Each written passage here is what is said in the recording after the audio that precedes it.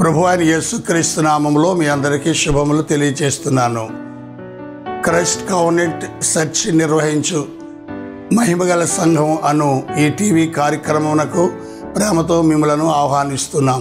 ఈ సమయంలో నా కుమారుడు పాస్టర్ సైమన్ సుధీర్ దైవ సందేశాన్ని అందించబోతున్నారు. శ్రద్ధగా విని దీవించబడాలని ఆశిస్తున్నాం. ప్రభును రక్షకుడైన యేసుక్రీస్తు నామములో మీకు శుభములు తెలియజేస్తూ ఉన్నాను. మహిమగల సంఘం అనే ఈ ఆధ్యాత్మిక టీవీ కార్యక్రమానికి ప్రేమతో మిమ్మల్ని అందరినీ ఆహ్వానిస్తున్నాం. ప్రియులారా, ఈ కార్యక్రమాలు మీకు ఎంతగానో దీవెనకరంగా ఉన్నాయని మీలో కొంతమంది ఫోన్స్ ద్వారా తెలియజేసిన విధానం బట్టి, ఈ కార్యక్రమాల ద్వారా మీరు ఆధ్యాత్మిక ఎదుగుచున్న విధానం బట్టి ఎంతగానో దేవుణ్ణి మహింపరుస్తున్నాం. మేము ఎంతగానో సంతోషిస్తున్నాం. ఈ కార్యక్రమాల కొరకు ప్రార్థిస్తున్న మీ అందరికీ ప్రత్యేకమైన వందనాలు తెలియజేస్తున్నాము. ప్రియులారా, మీ అందరి కొరకు మనదైన ప్రార్థనలో మేము జ్ఞాపకం చేసుకుంటున్నాం. ఈరోజు దేవుని యొక్క వాక్యాన్ని మనము ధ్యానం చేద్దాము. మన ప్రభువును రక్షకుడైన యేసుక్రీస్తు వారు కల్వరి శిలువలో ఆయన మనందరి పాపం నిమిత్తము ఆయన బలి అయి మన ప్రాయశ్చిత్తార్థమై కల్వరి శిలువలో తన రక్తమంతటిని ఆయన చిందించాడు, ప్రాణాన్ని ఆయన అర్పించాడు. ఆయన రక్త ప్రోక్షణము ద్వారానే ఈరోజు సమస్త మానవ జాతికి పాప క్షమాపణ, మోక్షరాజ్యము, నిత్య జీవము ప్రసాదించబడిందని మనకు తెలుసు. యేసుక్రీస్తు వారు శిలువపై పలికిన 7 అద్భుతమైన మాటలు ఈరోజు మనం ధ్యానం చేద్దాం. ఆయన పలికిన ఈ మాటలు మానవ జీవితానికి ఎంతో ఆశీర్వాదకరమైన మాటలు. ఈ మాటలు మనము వెంబడించడానికి ఇవి ఎంతగానో దీవెనకరమైన మాటలు అని మనం గమనించాలి. యేసుక్రీస్తు ఎప్పుడు మాట్లాడినా ఆయన మాటల ద్వారా ఎంతోమంది దర్శించబడ్డారు, దీవించబడ్డారు, సమాధానం పొందుకున్నారు, ఆదరణ పొందుకున్నారు. యేసుక్రీస్తు మాటలు విన్నవారి జీవితాల్లో ఎంతో వెలుగు నింపబడింది. అయితే యేసుక్రీస్తు వారు కలువరి శిలువపై ఆయన చనిపోవడానికి ముందు శిలువ శ్రమను అనుభవిస్తూ కూడా ప్రపంచ మానవాళికి కొన్ని అద్భుతమైన సందేశము ఆయన ఇవ్వడం జరిగింది. ఈరోజు వాక్య ధ్యానముగా శిలువపై యేసుక్రీస్తు వారు పలికిన ఆ 7 మాటలను మనము ధ్యానం చేద్దాం. యేసుక్రీస్తు వారు పలికిన మొట్టమొదటి మాటను మనము గమనిద్దాము. ఆ మాట లూకాసు వార్త 23వ అధ్యాయము 34వ వచనంలో వ్రాయబడింది. యేసు, తండ్రి, వీరేమి చేయుచున్నారో వీరెరుగను గనుక వీరిని క్షమించుమని చెప్పెను. ప్రియులారా, యేసుక్రీస్తు వారు మొట్టమొదటిగా పలికిన మాట, తండ్రి, వీరేమి చేయుచున్నారో వీరెరుగరు గనుక వీరిని క్షమించుము అని. యేసుక్రీస్తు వారు రాత్రంతా ఎంతో శ్రమపడ్డారు. ఆయనపై సిలువను మోపి రహదారుల మీద ఆయనను ఈడ్చుకుని వెళ్ళారు. తలను ముండ్ల కిరీటం పెట్టి 1-40 భయంకరమైన కొరడా దెబ్బలతో ఆయనను తన వీపంతా నాగటి చాల వల్ల దున్నబడింది. కాళ్ళలో చేతుల్లో బలమైన మేకులు గొచ్చబడ్డాయి. ప్రక్కలో బల్లెము పొడవబడింది. ఎంతో వేదనకరమైన పరిస్థితిలో ఆయన ఉన్న సమయంలో ఆయనను హింసించిన వారిని, ఆయన దూషించిన వారిని, ఆయన ద్వేషించిన వారిని, ఆయనను నిందించిన వారిని, ఆయన నిర్దాక్షిణ్యంగా కొట్టి ఆయన హేళన చేసిన వారిని, ఆయన మీద ఉమ్మి వేసిన వారిని, అందులో యూదులు ఉన్నారు, అనేక మంది నాయకులు ఉన్నారు, ప్రభువుని ఎరుగని అన్యజనులు ఉన్నారు. వీరందరూ కూడా ప్రియులారా ఆయన మీద పగపట్టినట్లు ఆయన సిలువేసిన సమయంలో ఈ శత్రు సమూహం అంతటిని కూడా యేసయ్య చూచి అంటాడు, తండ్రి, వీరేమి చేయుచున్నారో వీరెరుగను గనుక వీరిని క్షమించుమని. యేసుక్రీస్తు వారు కొండ మీద చేసిన ప్రసంగాన్నే ఇక్కడ ఆయన చేసి చూపించారు. అక్కడ మత్తయి సువార్త 5వ అధ్యాయం 44వ వచనంలో అంటాడు, ఇదిగో మీరు పరలోకమందున్న మీ తండ్రికి కుమారులై ఉండునట్లు మేము శత్రువులను ప్రేమించండి, మిమ్మల్ని హింసించే వారి కొరకు ప్రార్థన చేయండి అని. యేసుక్రీస్తు వారు ఆ మాటను ఆయన చేసి చూపించారు. ప్రియులారా, యేసుక్రీస్తు వారు బోధించి దాని ప్రకారము జీవించని వాడు కాదు, కానీ ఆయన ఏదైతే బోధించాడో ఆయన చివరి క్షణం వరకు దాన్ని పాటించాడు.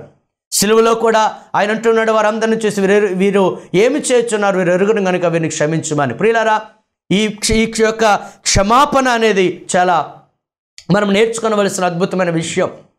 శత్రువులు సహితం ప్రేమించడం యేసుక్రీస్తు మనకు నేర్పిన మంచి గుణము అని మనం గమనించాలి. యేసుక్రీస్తుకు కుడివైపున ఎడమ వైపున 2 దొంగలకు కూడా సిలువేయడం మనం చూస్తూ ఉన్నాం. మత్తయి సువార్త 27:44 వచనంలో ఇద్దరూ కూడా ఆయన నిందించినట్లుగా మనం గమనిస్తున్నాం. కానీ లూకాసు వార్తలో మనం చదివితే ఒకడు చెప్తూ ఉన్నాడు, ఇదిగో ఇది మనకు తగును, మనం పాపం చేస్తాం, ఈ శిక్ష మనకు తగును, కానీ ఈయన ఏ పాపం చేయలేదు, ఇప్పుడైనా దేవునికి భయపడవా అని మరొక దొంగను అతడు గద్దించినట్లుగా మనం చూస్తున్నాం. పిల్లలు ఇద్దరు దూషించినట్లుగా, నిందించినట్లుగా మత్తయి సువార్త 27:44 చదువుతున్నాము. ఎంతలోనే ఒక వ్యక్తి మార్పు చెందాడు. కారణం ఏంటంటే యేసు క్రీస్తు వారు పలికిన ఆ క్షమాపణ గురించిన మాట.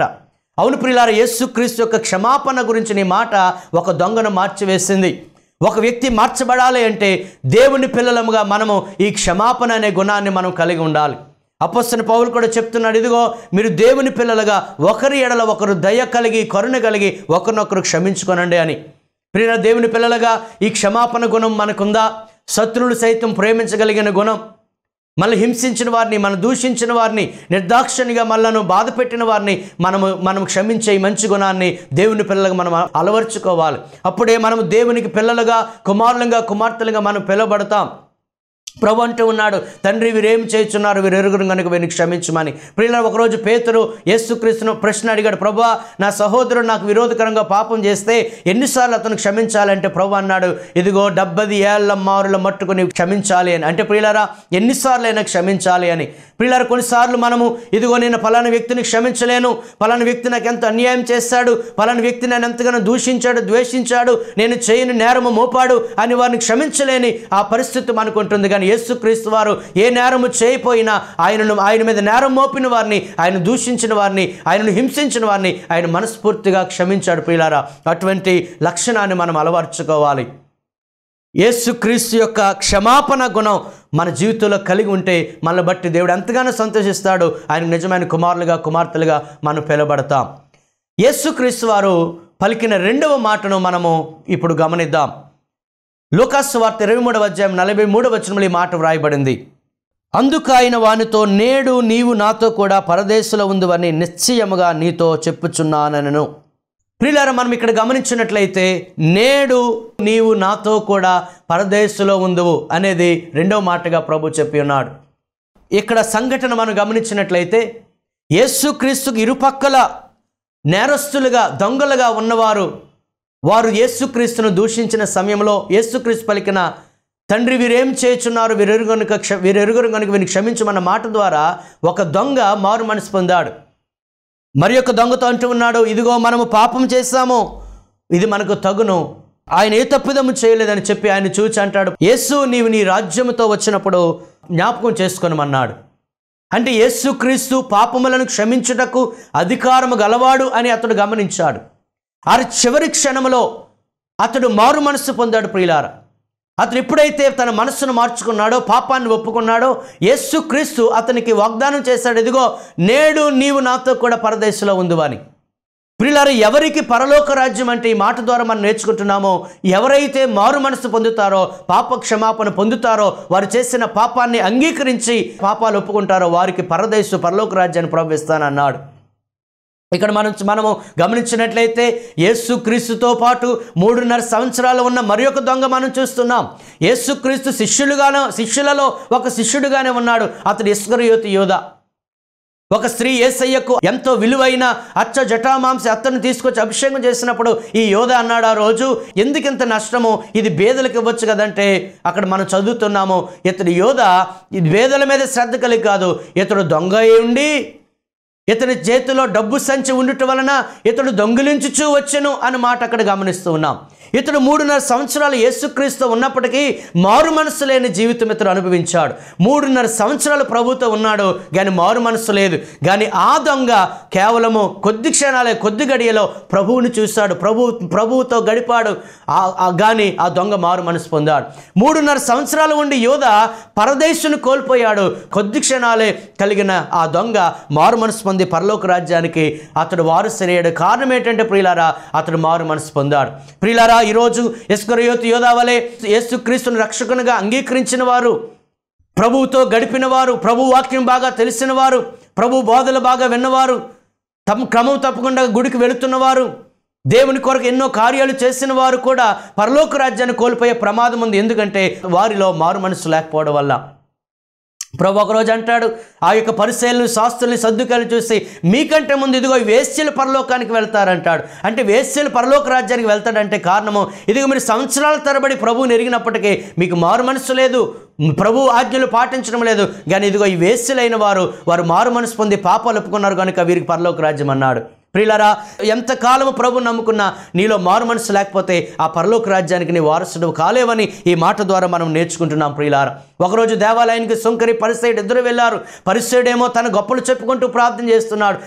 నేను దొంగని కాదు, నేను అన్యాయస్తుని కాదు, నేను వ్యభిచారిని కాదు, ఇదిగో ఇక్కడున్న సుంకరు లాంటి కాదు, నేను చాలా భక్తిపరుణ్ణి, నేను వారానికి 2 వారాలు ఉపవాసం ఉంటాను, నా యొక్క జీతం అంతటిలో ఉన్న 10వ భాగం దేవునికి ఇచ్చేస్తానని చెప్తున్నాడు. కానీ ఈ సుంకరి మాత్రం ప్రియులారా, ఆకాశం వైపు కన్నులెత్తుటకైనా ధైర్యం చాలక రొమ్ము కొట్టుకొనొచ్చు, దేవా పాపినైన నన్ను కరుణించుము అని ప్రార్థన చేశాడు. ఆ ప్రార్థన ప్రభు విని అతన్ని నీతిమంతుడిగా తీర్చాడు. ప్రియులారా, మనం దేవుని కోసం ఎన్ని చేశామో ఏమి చేశామో అని గొప్పలు చెప్పుకోవడం కాదు. కానీ ప్రియులారా, మనలో ఉన్న లోపాలు మనం కనుగొని దేవునికి విరోధకరంగా చేసిన పాపాలు మనం ఒప్పుకొని మారు మనసు పొందితేనే తప్ప పరలోక రాజ్యానికి మన వారసులము కానేరము అని ఈ మాట ద్వారా మనము నేర్చుకోవాలి.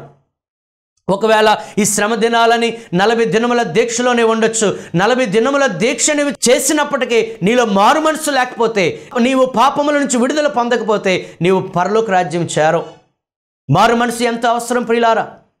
అందుకే యేసుక్రీస్తు వారు మొట్టమొదటిగా పరిచర్య ప్రారంభించిన దినాల్లో మొట్టమొదటిగానే చెప్పిన మాట, ఇదిగో పరలోక రాజ్యం సమీపించింది, మీరు మారు మనసు పొందండి. అంటే పరలోక రాజ్యం దగ్గరగా ఉంది, కానీ ఆ పరలోక రాజ్యంలో ప్రవేశించాలంటే మారు మనసు పొందిన వారికే అర్హత అని ప్రభు చెప్పుచున్నారు. ప్రియ సహోదరి సహోదరుడా, ఎంతో కాలం నుంచి గుడికి వెళుతున్నావు, ఎంతో కాలం నుంచి వాక్యాన్ని చదువుతూ ఉండొచ్చు, ఎంతో కాలం నుంచి నువ్వు ప్రార్థన చేస్తూ ఉండొచ్చు, ఎంతో కాలం నుంచి దేవునికి నీ కానుకలు అర్పిస్తూ ఉండొచ్చు. కానీ నువ్వు మారు మనసు చెందావా? మారు మనసు పొందావా? పాపములను విడిచిపెట్టావా?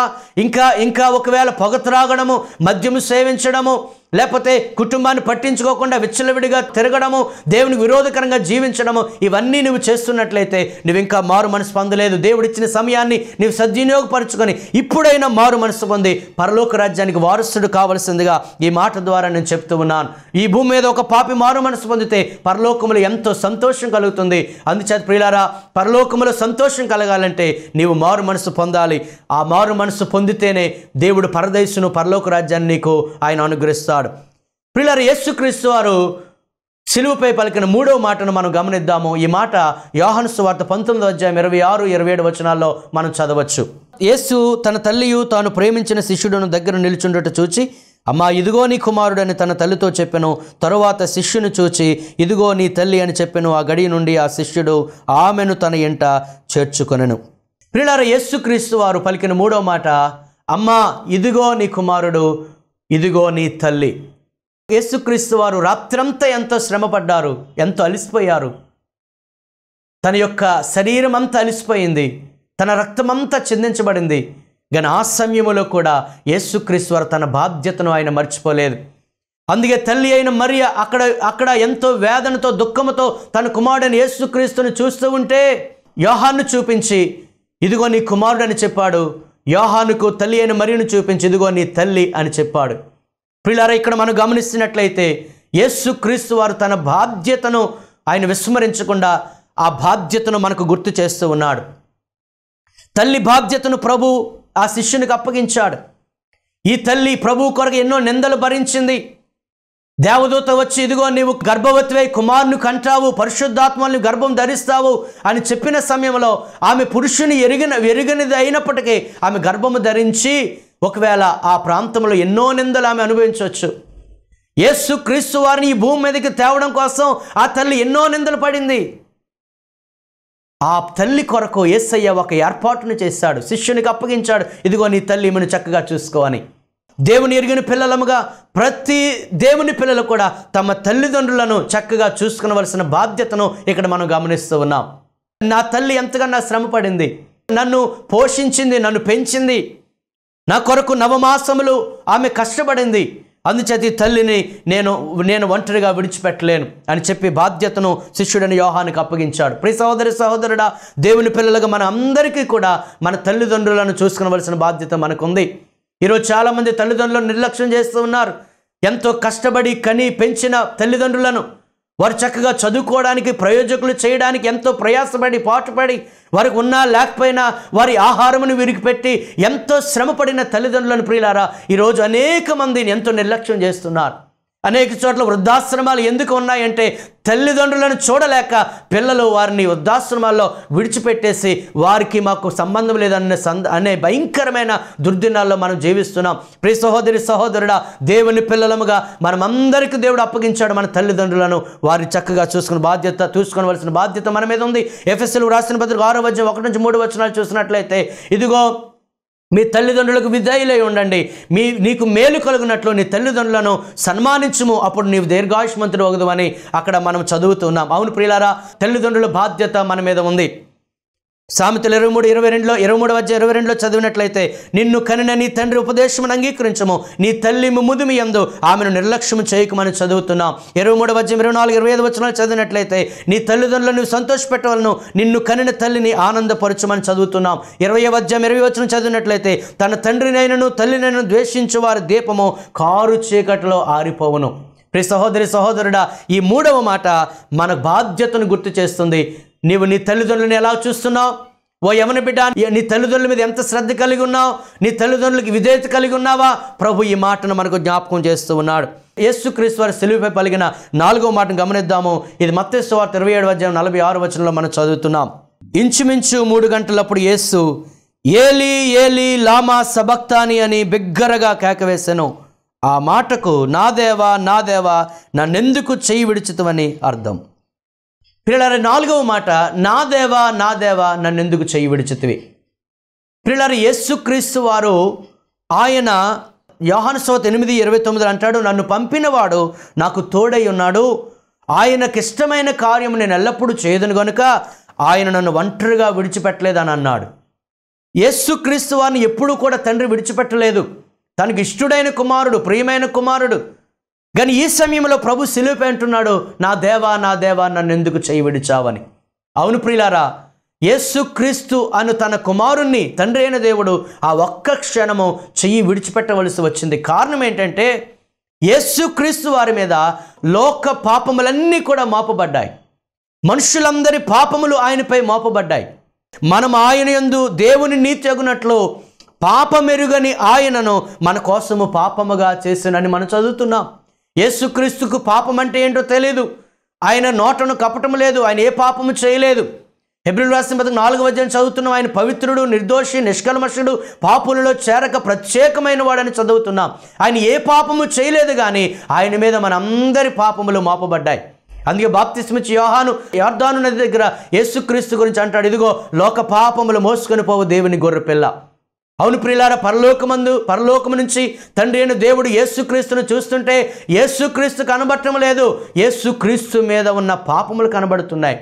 దేవుడు పరిశుద్ధుడు గనుక పాపమును ఆయన ద్వేషిస్తాడు గనుక పాపము మోపబడిన యేసును ఆయన చూచినప్పుడు పాపమే కనబడింది కనుక యేసయ్య కొద్ది క్షణాలు ఆ యేసయ్యను విడిచిపెట్టవలసి వచ్చింది. మన నిమిత్తము పాపమెరుగుని ఆయన మీద మన పాపాలు వేసుకొని శాపమును ఆయన అనుభవించి శాపగ్రాహి అయ్యాడు. అందుచేత దేవుడు ఆ ఒక్క క్షణము విడిచిపెట్టవలసి వచ్చింది. దేవునికి తన కుమారుని నలుగొట్టుటకు ఇష్టమైంది. ఆ త్యాగాన్ని మనం గమనించాలి. అందుచేత ప్రియులారా, ఈ మాటలో మనం గమనించవలసింది, మన కొరకు ఆయన విడిచిపెట్టబడ్డాడు. మనము ఏమి చేయాలని కృతజ్ఞత కలిగిన వారమై ఆ పాప క్షమాపణ పొందుకొని ఏ పాపములు ఆయన మీద వేసుకున్నాడో ఆ పాప క్షమాపణ పొందుకొని పరలోక రాజ్యానికి వారసులుగా అవ్వాలి. ఆ త్యాగాన్ని మనం గుర్తించాలి. యేసుక్రీస్తు వారు కలువరి శిలువలో పలికిన 5వ మాట మనం గమనిద్దాము. ఈ మాట యోహాను సువార్త 19:28 మనం చదువుతున్నాం. అటు తరువాత సమస్తమును అప్పటికి సమాప్తమైనదని యేసు ఎరిగి లేఖనము నెరవేరినట్లు నేను దప్పిగొనుచున్నానెను. 5వ మాట, నేను దప్పిగొనుచున్నాను. ప్రియులారా, అప్పటికి యేసయ్య ఎంతో హింసించబడ్డాడు. తన రక్తం అంతా పోయింది, ఎంతో అలసిపోయాడు, రాత్రంతా శ్రమ పడ్డాడు, నాలుక ఎండిపోయినట్టు అయిపోయింది, తన శరీరంలో రక్తం అంతా పోయింది. ఆ సమయంలో ప్రభువు చెప్పాడు, నేను దప్పిగొనుచున్నాను అని. ఒకనొక సందర్భంలో, ఇదిగో నా యొద్దకు రండి, నేను మీకు జీవజలములు ఇస్తాను, నా యందు విశ్వాసం ఉంచిన వారి కడుపులో నుంచి జీవజల నదులు పారుతాయి అని ఆయన చెప్పాడు. సమరయ స్త్రీతో మాట్లాడుతూ అంటాడు, ఇదిగో దప్పికొనిన వాడు నా యొద్దకు వస్తే నేను వారి దప్పిక తీరుస్తాను, ఈ నీళ్లు తాగితే మరలా దప్పికొంటారు, నేనిచ్చు నీళ్లు త్రాగువాడు అన్నాడు దప్పికొనడు అని చెప్పాడు. జీవజలముల ఓట అయిన యేసయ్యకు ఈరోజు దప్పిక అయింది ప్రియులారా. యేసుక్రీస్తు దాహము కొనుచున్నానని చెప్పినప్పుడు వారు చేదు చెరకును ఆయనకి ఇచ్చారు. ప్రియులారా, మనం గమనించవలసింది ఆయన దప్పికొనడానికి భౌతికమైన కారణాలు ఉన్నాయి, ఆత్మీయమైన కారణాలు ఉన్నాయి. భౌతికమైన కారణము ఆయన అలసిపోయాడు కనుక మానవ రీతిగా ఆయన దప్పికొనుచున్నాడు. ఆత్మీయమైన కారణం ఆయన యొక్క దాహము ఆత్మల కొరకైన దాహము, అందరూ రక్షణ పొందాలి అనే దాహం, అందరూ తండ్రిని తెలుసుకోవాలి అనే దప్పిక, అందరూ ప్రభువుని ఎరగాలి అనే దప్పిక ఆయన కలిగి ఉన్నాడు. ఈ మాటను బట్టి మనం నేర్చుకునవలసింది, ఆనాడు ప్రభువు దప్పిక కొని ఉంటే వారు చేదు చెరకునిచ్చారు. కానీ యేసుక్రీస్తు యొక్క దాహం ఈరోజు అనేక ఆత్మలు సంపాదించాలనే దాహము, మనము ఆ దాహాన్ని మనము తీర్చవలసిన వారు వింటున్నాం. యేసుక్రీస్తు యొక్క దప్పిక ఆత్మల సంపాదన, నశించిపోతున్న వారిని రక్షించాలనే దప్పిక. మరి ఈరోజు దేవుని బిడ్డగా నీ దప్పిక ఏమైంది? కొంతమందికి ధనదాహం, కొంతమందికి పదవి దాహం, కొంతమందికి ఆస్తిపాస్తులు సంపాదించుకోవాలనే దాహం, కొంతమందికి అధికారం సంపాదించుకోవాలనే దాహం. మరి నీ దప్పిక ఏమైంది? ప్రియులారా, నీవు దేవుని కొరకు దప్పిక కలిగి ఉన్నావా? కీర్తనకారుడు అంటాడు, దుప్పి నీటి వాగుల కొరకు ఆశపడినట్లు దేవా నీ కొరకు నేను ఆశపడుచున్నాను అని అంటున్నాడు. పరిశుద్ధాత్మ అభిషేకం కొరకు నీవు దాహము కొని ఉన్నావా? ప్రభువు చెప్పాడు, ధన్యతలో నీతి కొరకు ఆకలి దప్పులు గలవారు ధన్యులు అని. ఆ నీతి కొరకు నీవు దప్పిక కలిగి ఉన్నావా? యేసు యొక్క దప్పికను మనం తీరుద్దాం, ప్రభు యొక్క దాహాన్ని తీర్చేవారంగా మనం ఉందాం. యేసుక్రీస్తు వారు కల్వరి శిలువలో పలికిన 6వ మాట మనం గమనిద్దాము. ఇది యోహాను సువార్త 19వ అధ్యాయము 30వ వచనంలో మనం చదువుతున్నాం. యేసు ఆ చెరకు పుచ్చుకొని సమాప్తమైనదని చెప్పి తల వంచి ఆత్మను అప్పగించెను. 6వ మాట సమాప్తమైనది. యేసుక్రీస్తు ఆయన జీవితాన్ని ముగించి నేను సమాప్తమైపోయాను అని చెప్పలేదు, కానీ సమాప్తమైనది అంటే ఇట్ ఈజ్ ఫినిష్డ్ అన్నాడు. అంటే ఆయనకు అప్పగించిన పని ఆయన నెరవేర్చాడు. యోహాను సువార్త 17వ అధ్యాయం 4వ చదువుతున్నాము, చేయుటకు నీవు నాకు ఇచ్చిన పని నేను సంపూర్ణంగా నెరవేర్చి నిన్ను మహిమపరచానని తండ్రితో చెప్పాడు. అవును ప్రియులారా, యేసుక్రీస్తుకు అప్పగించిన ముఖ్యమైన పని ప్రజలందరి కొరకు రక్తము చిందించడం, పాప క్షమాపణ కొరకు ప్రాయశ్చిత్తము చేయడం, పాప విమోచన క్రయధనముగా తన ప్రాణాన్ని అర్పించడం. అంచేత యేసుక్రీస్తు వారు తన పని ఆయన ముగించాడు, ఆయన రక్షణ కార్యం ఆయన జరిగించాడు, సమాప్తమైనది అని ఆయన చెప్పాడు.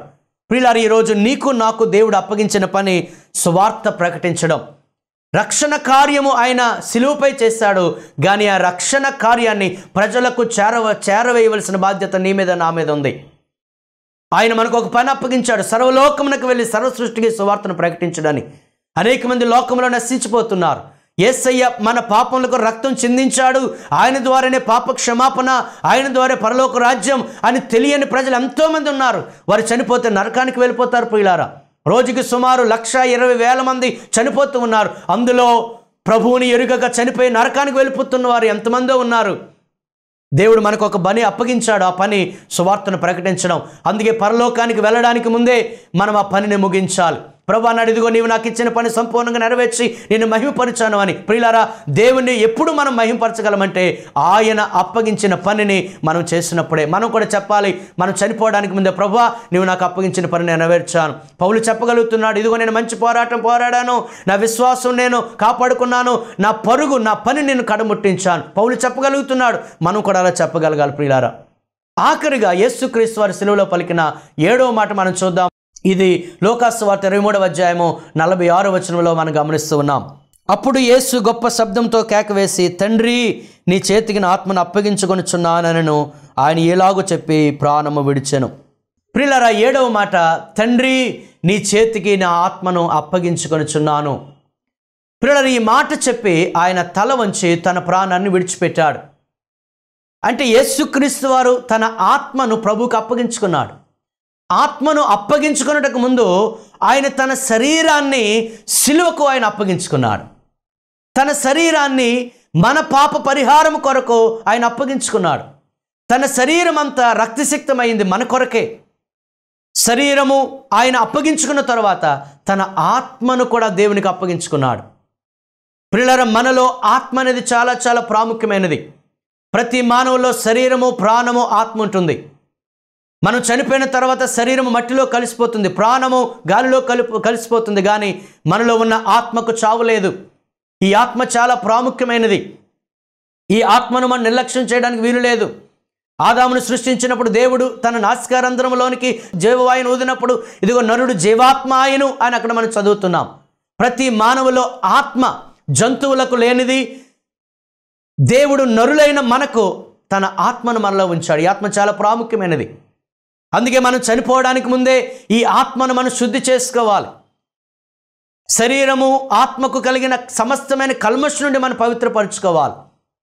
అందుకంటే మన్నైనది వెనుకటి వల్ల మన్నైపోవను, ఆత్మ తాను దయచేసిన దేవుని యొద్దకు మరలి వెళ్ళును అని మనం చదువుతున్నాం ప్రసంగి గ్రంథంలో.